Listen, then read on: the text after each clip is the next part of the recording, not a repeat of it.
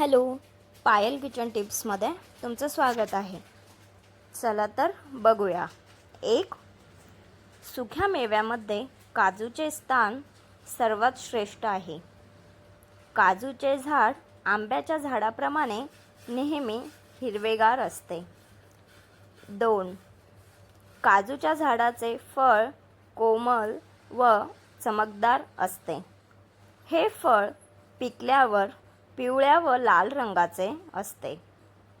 या फळाच्या पुढे त्याची बी चिटकलेली असते. या बीलाच काजू असे म्हणतात. 3, काजूमध्ये पांढरे व काळे असे 2 प्रकार असतात. सुखा मेवा म्हणून काजू, द्राक्ष एकत्र करून खाल्ले जातात. ते अत्यंत स्वादिष्ट व आबालवृद्धांना आवडणारे असतात. काजूची पिकलेली फळे खाण्यासाठी वापरली जातात. त्याचे पिकलेले फळ नळ विकारनाशक असते. काजूच्या सुक्या बिया साखरेच्या पाकात घालून त्याची चिक्की बनवण्यात येते. 4, काजूचे फळ तुरट, मधुर, लघु व धातुवर्धक असते. ते वायू, कफ, गोळा, उदररोग, ताप, कृमी, व्रण, अग्निमाग, कोड, संग्रहणी, मूळव्याध व पोट फुगणे हे विकार दूर करते. याशिवाय हे फळ वातनाशक, भुकेसाठी उत्तम व हृदयासाठी हितकारी असते.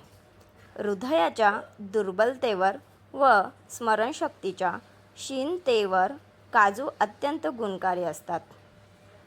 5, काजूच्या बीमधून पिवळ्या रंगाचे तेल निघते. ते तेल पौष्टिक व ऑलिव्हच्या तेलापेक्षा अधिक गुणकारी व श्रेष्ठ असते. 6, थंडीमध्ये भल्या पहाटे रिकामे पोटी 2 ते 3 तोळे काजू खाऊ घालून वर मध चाटण्यास द्यावा, म्हणजे बुद्धिशक्तीत व स्मरणशक्तीत वाढ होते.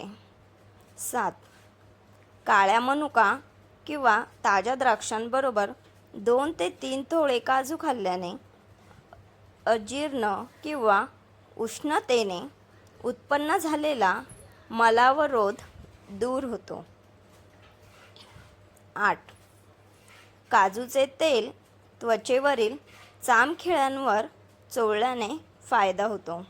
तसेच पायांना पडलेल्या भेगांवर काजूच्या तेलाचे मालिश केल्याने फायदा होतो.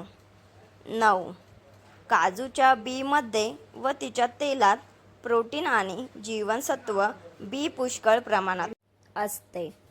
तसेच काजूतील प्रोटीन शरीरात खूपच लवकर पचते. अशा प्रकारे आपली आजची किचन टिप संपलेली आहे. अशाच नवनवीन किचन टिप्ससाठी सबस्क्राईब करा. थँक्यू.